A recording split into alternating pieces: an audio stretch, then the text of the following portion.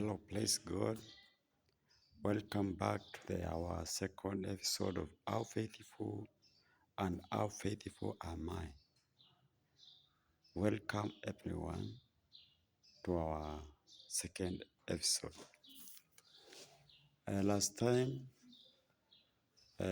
tuliongea juu ya uaminifu na umeaminika kiasi gani kwa Mungu, na leo ningetaka tukaendelee kwa segment ya pili na ambao ni umeaminika kiasi gani kwa Mungu and how faithful are you in this work of God? How faithful are you for what little God has blessed you with?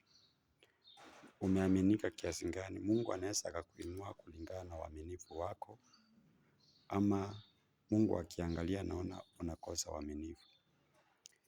Kitu ya kwanza, kile kinachochangia watu wanakosa kuwa waaminifu kwamba watu wamekosa hofu ya Mungu. Laiti watu wangekuwa tu na hofu ya Mungu, kanisa lingekuwa na uaminifu sana. Lakini watu wamekosa hofu ya Mungu na wakazoea Mungu. Wakakosa kujua Mungu wetu hazoeleki. Huwezi ukazoea Mungu wetu. Mungu wetu ni mwaminifu sana na ni Mungu na ambaye hatuwezi tukamzoea. Kwa hivyo langu kuhimiza wapendwa, in the book of 2 Chronicles 19 verse 9 inasema kwa Kiswahili, akawaagiza, akawaambia, hivi ndio mtakavyofanya: kwa hofu ya Mungu kwanza, pili kwa uaminifu, tatu kwa moyo kamili. Vitu tatu: kwa hofu ya Mungu, kwa uaminifu na kwa moyo kamili.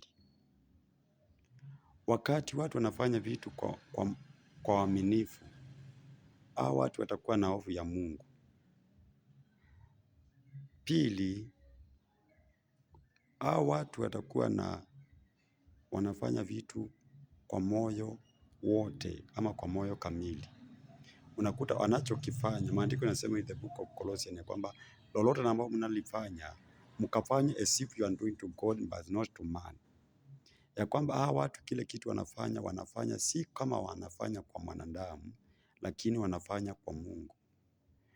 Ukifanya kama unafanya kwa Mungu, utafanya kwa uaminifu.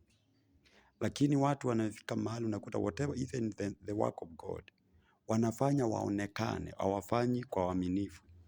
Hawafanyi kama wanafanya Mungu, wanafanya mtu aone. Wanafanya labda mtumishi aone. Wanafanya labda kiongozi aone. Wajulikane they are active.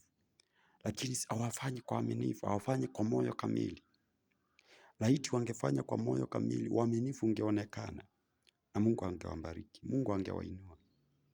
Kwa hivyo langu la kuambia ni kwamba tuzingatie, tufanye hii mambo matatu ya kwamba let us do with fear of God, faithfully and whole heart. Tufanye kwa hofu ya Mungu, tufanye kwa uaminifu, tufanye kwa moyo kamili. Ya kwamba hii kazi ya Mungu tunaifanya na moyo wetu wote. Maandiko inasema tukafanye kwa moyo wetu wote, kwa akili zetu zote na kwa nafsi zetu zote. Kwa hivyo kama waaminifu tutafanya kazi ya Mungu na akili zetu zote, tutafanya na moyo wetu wote, tutafanya hata na nafsi zetu kamili, ya kwamba whatever we are doing we mean it. People are lacking to serve God faithfully because they are not doing with whole heart. They are not doing kama ni kitu ambao wanafanya tu just for the sake. Lakini nimekuja kuambia wapendwa, ni vizuri tukafanya kazi ya Mungu, si kwamba ni kama tunafanya kwa mwanadamu, lakini tujue tunafanya kwa Mungu. Na Mungu tunafanya kwake ni Mungu mwaminifu sana. Haleluya. Ni Mungu mwaminifu sana. Kwa hivyo tukafanye kwa uaminifu. Tukafanye kwa uaminifu. Na ukisoma hiyo 2 Chronicles 34 verse 12, utakuta hao watu waliaminika, walifanya hivyo. Andiko lisema they did the work faithfully. Walifanya kazi kwa uaminifu. Ukifuatilia utakuta watu walibarikiwa, Mungu aliwainua. Lakini kwa nini saa hii tuko kwa kanisa na hatubarikiwi, hatuinuliwi? Kwa maana Mungu akiangalia aone uaminifu katikati yetu. Nimekuja kuambia wapendwa ya kwamba ni vizuri tukafanya kazi ya Mungu kwa uaminifu sana. Tukijua hatufanyi kwa ajili ya mtumishi, hatufanyi kwa ajili ya mtu, bali tunafanya kwa ajili ya Mungu, na ambaye ni Mungu mwaminifu sana. Anasema he is faithful and he is faithful and keep his command to those sent generations. Ya kwamba unaweza ukaaminika leo ukaukalisha maisha ya familia ama ya maisha ya generation yako ikiwa umebarikiwa kwa ajili yako, vile ulifanya kwa moyo mwaminifu, vile ulifanya kwa moyo wa kutaka, with the full heart, kwa moyo kamili, with fear of God, mkiwa na hofu ya Mungu.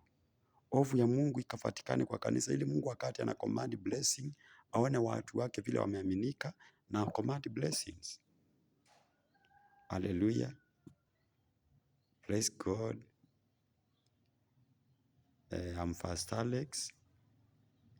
Ukitaka kusupport huduma hii, this is my phone number 07 69 13 5983. That is a M-Pesa number.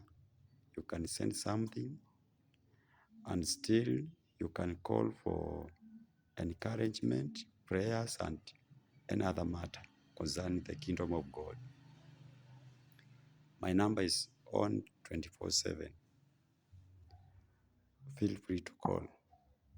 Tarudia sana 07 69 13 59 83 is my number. You can call me and we shall talk. God bless you. And tafadhali tuwe waaminifu na Mungu atakuwa mwaminifu kwetu. Be blessed.